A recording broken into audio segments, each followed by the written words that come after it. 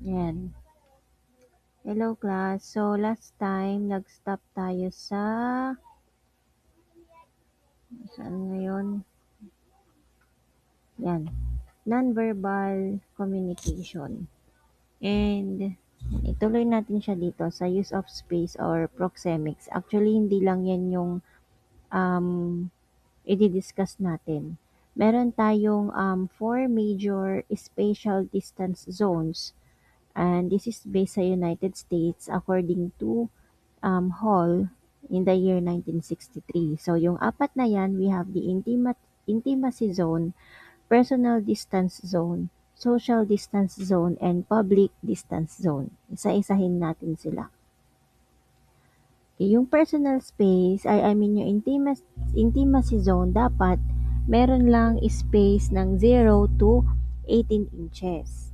Yung pagitan from one person to another. Ibig sabihin, only very close people like partners, family, close friends ang pwedeng pumasok sa zone na 'to.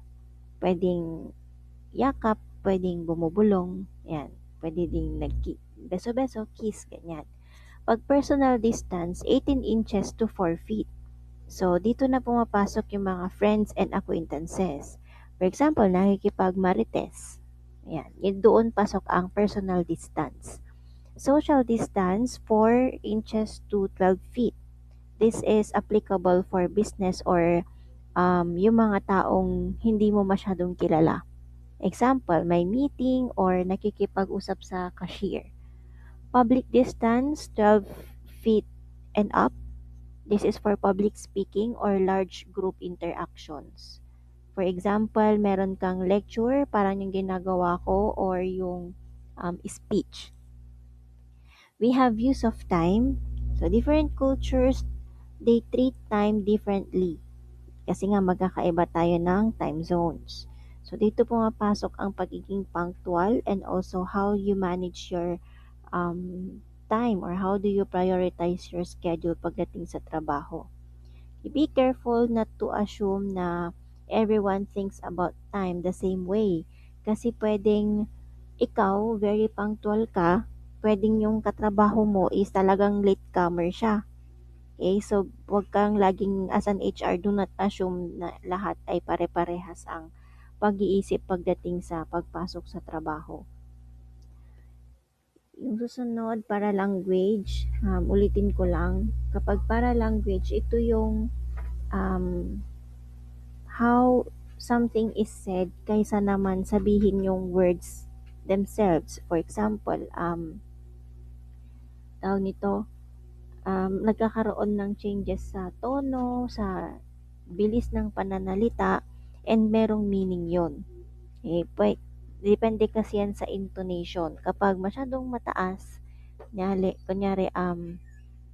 really, parang ganon. Pag mataas, excited. Pag really, pwedeng sarcastic yung tunog. Nang aasar ka, parang ganyan. Depende yan sa tono. And maraming messages na mas magandang sinasabi kaysa sinusulat. Kasi nga minsan pag sinusulat natin, nagkakaroon ng misinterpretation. Akala mo nagagalit siya dun sa letter, yun pala iba ang intention niya. Artifacts na discuss ko na din yan. Desk arrangements. Yung pagkakaayos-ayos ng mga mesa. So imagine yung faculty, parang ganon. Paano iaayos para maging conducive yung work experience ng mga employees. Okay? So, kung mapapansin nyo, kapag may special quiz ang student, umuupo sila sa tabi ng desk ng employee. Mas maganda yon kasi una, binibigyan mo ng professional and personal space yung instructor, kaya dun ka sa gilid uupo. And also, it is more friendly and also approachable. Pag closed desk arrangement, closed desk, di naman closed desk sa faculty, nagkakaroon ng more formal and distant. Parang mas may magandang personal space pag closed desk arrangement, yung mga may cubicles.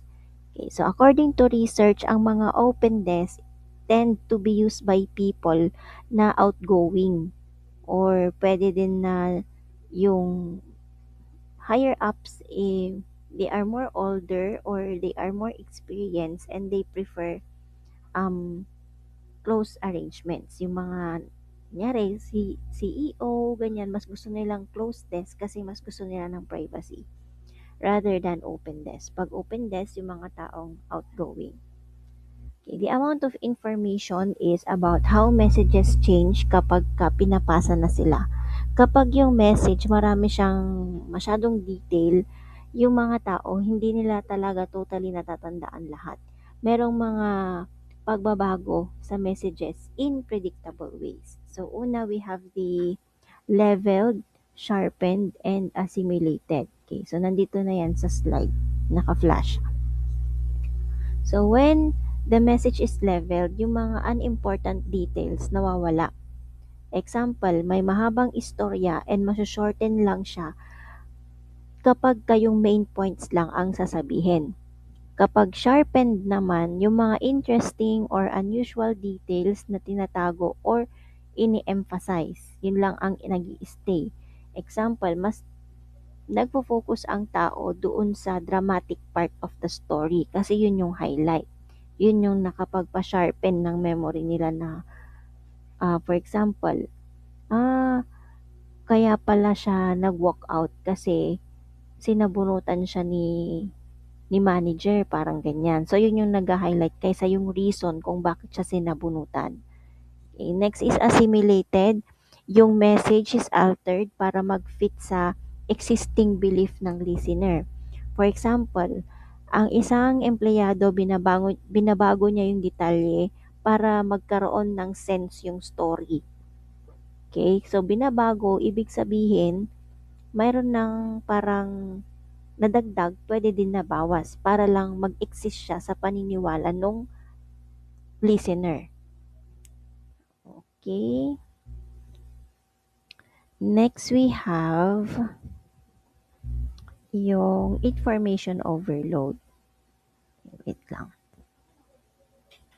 Kapag ang empleyado nakakuha sila ng too much information or maraming messages, nagko-cope sila sa iba't ibang paraan. So, yung iba naman, they help the organization, yung iba nasasaktan.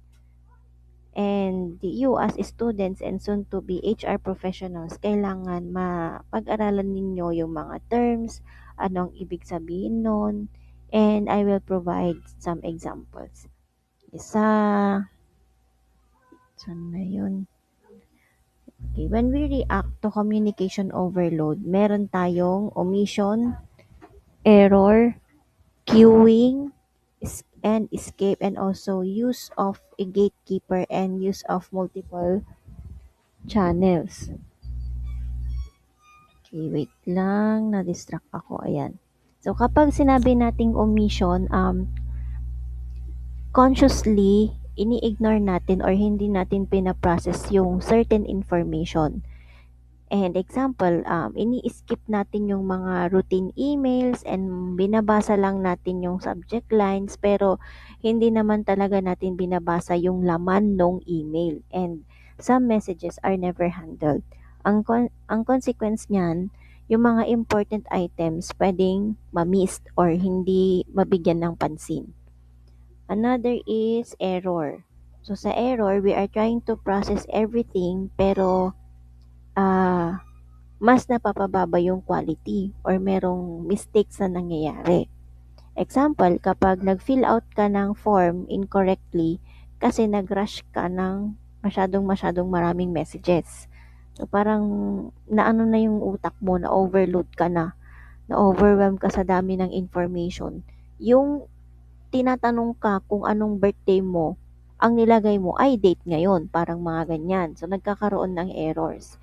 So how are we going to reduce errors? So una, use redundancy. So send the same info more than once and also kailangan i-verify, i-double check yung mga critical items.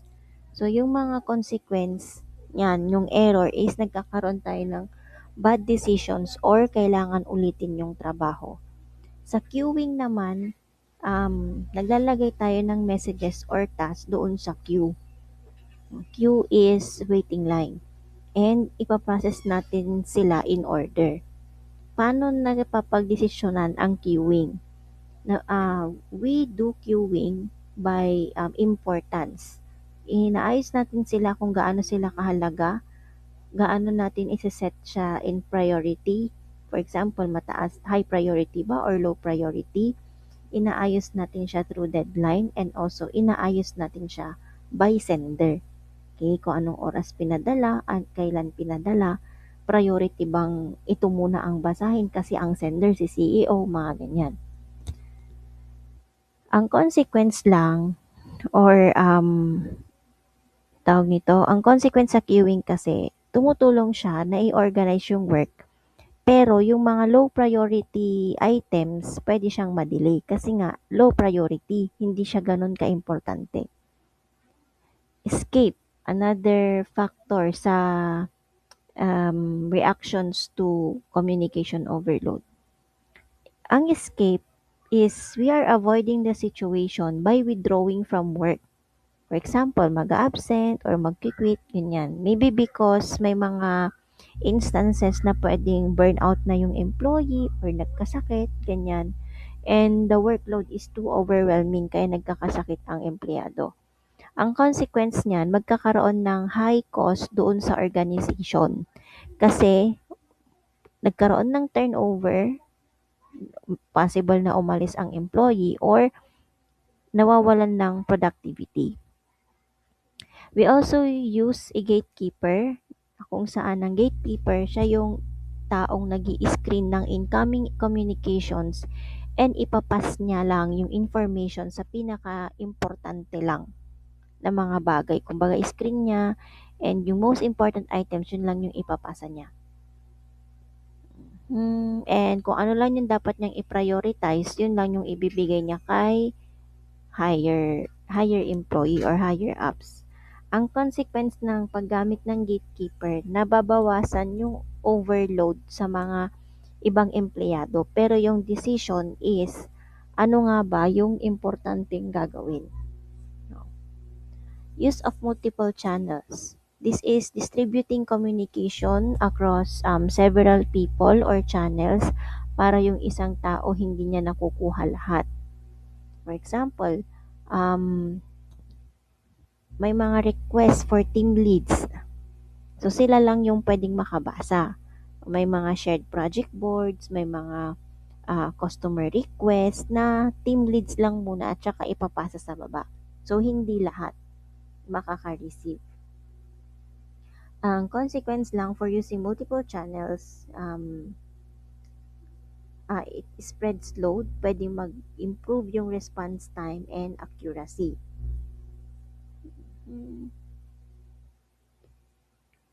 Lang.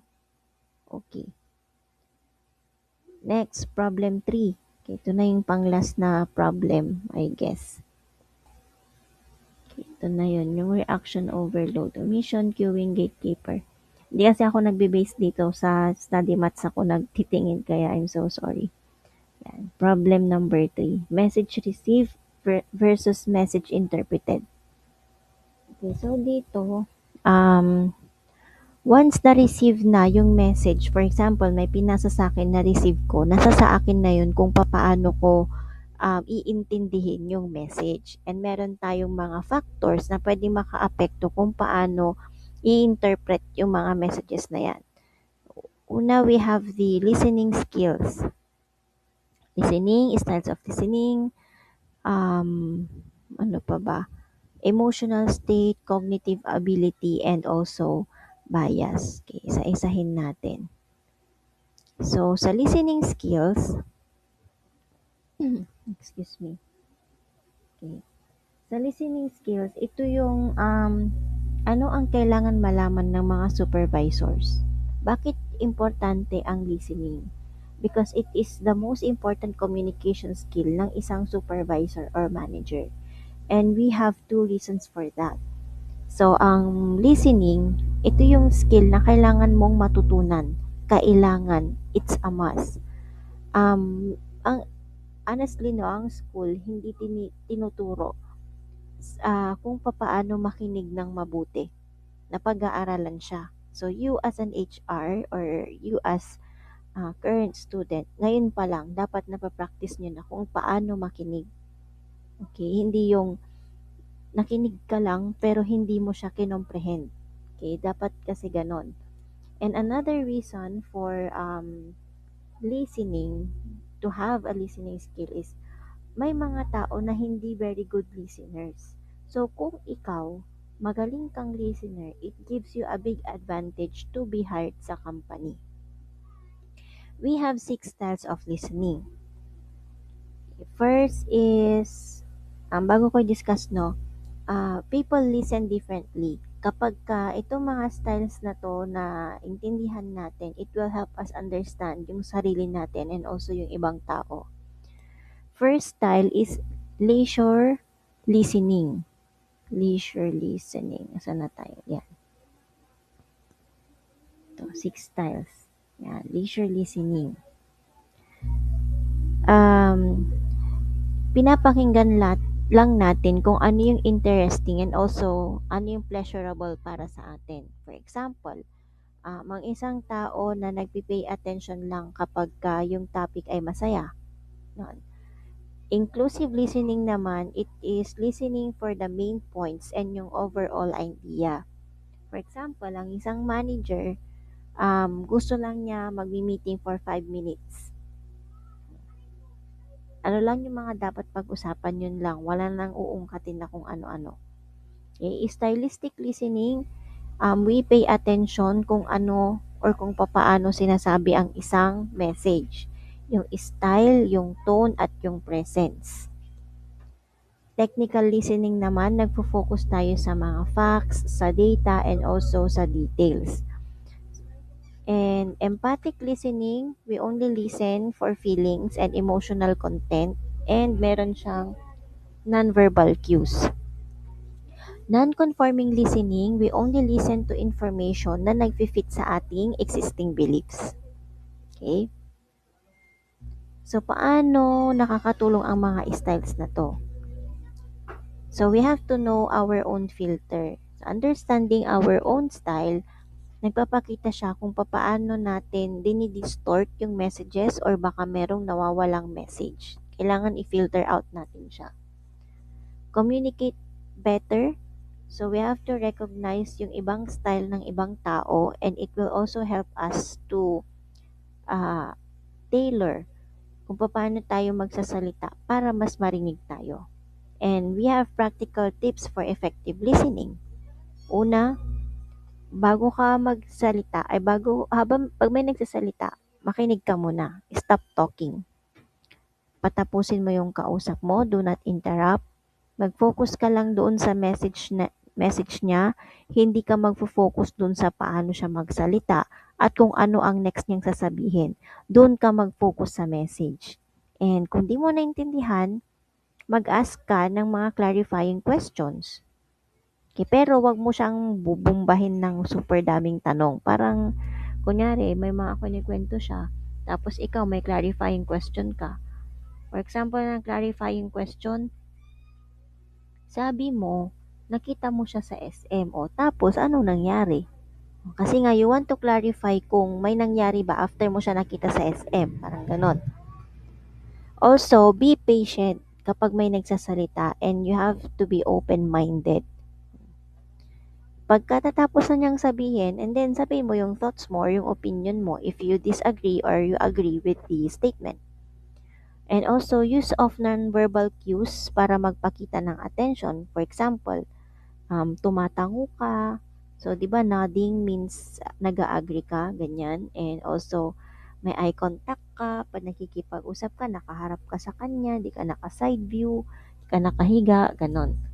And also, remove distractions. Kapag nakikipag-usap, especially professionally, do not use your phones. Kasi, nakakabastos yung may kausap ka and then nagsi-cellphone. And also, learn to pause silently for a few seconds pagka natapos sila. Hindi yung kakatapos lang, may binabarat ka na agad. Okay? Kasi it encourages yung speaker na magtuloy and nagbibigay siya ng time para mag-respond sa'yo in a thoughtful way. Okay, tapos na tayo sa 6 listening styles. Yan. Tips for effective listening, sinabi ko na yan. Stop talking, let the person finish, focus on the meaning of the message, ask clarifying questions para mas maintindihan mo, be patient and open-minded, patapusin mo siya bago ka magsalita, and also wag ka agad nagja-judge doon sa message kung nakakainis. Kailangan open-minded ka. Also show non-verbal cues like for example, tumatango, um, pumip, ah, tumataas ang kilay, mga ganyan. Remove distractions like cell phones and pause after speaking kahit mga 2 seconds at saka ka mag-respond doon sa sinasabi ng kausap mo. Additionally, dito sa may problem number 3, we also have, ano na ba yun yung nasa ano nyo? Lang Ayun, yung mga factors bukod sa listening skills, styles of listening, sunod natin yung emotional state. Wait, ibalik ko lang siya. Ayan, emotional state. So, sa emotional state, ito yung aning nararamdaman ng isang tao. Um, Paano nagbabago yung nararamdaman ng isang tao based doon sa paano nila naintindihan yung message. Okay? Sa cognitive ability naman, yung thinking skills ng isang tao and yung knowledge niya, pwedeng makaapekto whether naintindihan ba nila yung message or hindi nila naintindihan, or is it delivered clearly or hindi. Bias naman, yung mga prejudices, yung mga paniniwala, yung mga expectations na nagpapakita kung paano natin napapansin, tinatanggap, or ini-ignore yung message. Okay, next is, saan na tayo? Person, okay, tapos na tayo dyan. Wait lang. Ayan, dito na tayo sa improving written communication. Or dito sa may study mats nyo, improving employee communication skills muna. Bakit mahalaga na i-improve natin yung communication skills natin as an employee? Kasi ang mga organization or companies, gusto nila yung mga employees nila marunong makipag-communicate ng maayos at maliwanag. Dahil nai-improve doon yung teamwork, nababawasan yung errors, and mas tumataas ang productivity. Ang training, pwede siyang makatulong, pero yung mga effective programs like combining skills, feedback, and follow-up, malaki yung magiging improvement sa mga employees. Okay, we have different skills sa communication. Una ay yung interpersonal communication skills. So, common method niyan is through workshops or training sessions. And ang hindi lang maganda or ang cons sa interpersonal communication skills, meron lang short-term gains unless na-reinforce yung employee to have interpersonal communication skills. Written communication skills naman. Meron siyang dalawang approach para ma-improve yung written communication. Una, i-improve muna yung skills ng mga writer and i-improve yung readability of documents. Kapag mag improve tayo ng writing, this is to help employees write better, encourage mo yung mga writers na i-value yung panunulat nila and also mag-set ka ng standards. For example, dapat walang grammar errors, napoproofread siya ng twice or 3 beses. Yan. And we have practical steps to improve writing. Plan the message. Ang purpose is, ano yung purpose? Sino ang audience? Maglagay ka ng clear opening. Ano yung main point muna? And make sure na yung mga paragraph, short at focus, hindi yung daming paligoy-ligoy. Pag ipoproofread na siya, kumuha ka ng ibang tao para i-check pa yung sinulat mo. Kasi pag ikaw, parang okay na sa'yo to. Pero kapag may nakuha kang ibang point of view ng ibang tao, nakakatulong sila. To improve readability of documents, Kung mahirap basahin yung text, hindi yan maiintindihan ng reader mo or hindi rin niya yan maiaak. Ang readability, um, tumutulong siya or sinasabi niya kung gaano kadali basahin yung text. And meron siyang iba't ibang difficulty or in different ways. Una is yung Fry readability graph. Gumagamit siya ng sentence length and average syllables or word. Pag Flesh index or tinatawag din na Flesh reading is or Flesh Kincaid grade level, gumagamit siya ng mga average sentence length and may syllables siya na per 100 words. Meron to sa Microsoft Word, yung nasa gilid sa pinakababa sa right side. Yung Gunning Fog Index, gumagamit siya ng words per sentence and 3-syllable words na kung saan ini-estimate niya yung years of education na kinakailangan. Pag Dale Child Index, it checks how many unfamiliar words appear. Okay, sa general readability rules, kailangan gagamit tayo ng short sentences lang. Mas maganda if we will prefer simple, common words and also yung mas fancy. And dapat iwasan natin yung mga jargon terms or jargon words unless alam ng audience kung anong ibig sabihin nun. Example ng jargon, so sa ating mga psych, ano ba ang jargon natin? For example, projective test. O, hindi naman nila alam ano yung projective test. So, iwasan natin gumamit ng mga ganong terms. Or for example, sa nursing, para ang jargon nila is DX for diagnosis. O tayong psych, hindi natin yun maiintindihan unless nag-aral ka ng nursing para maintindihan mo yung mga short-term words nila. Also, gamit ka ng headings, ng mga bullets, and white space para ma-break up yung dense nung text, hindi siksikan. And ilagay mo yung main message doon sa harap, hindi sa dulo. Okay, saglit, double check. Ayan. So, that ends our discussion for chapter 10. And kung meron kayong question, pwede nyo akong i-approach kung meron kayong hindi naiintindihan.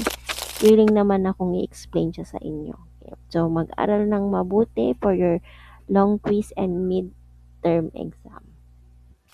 Bye-bye.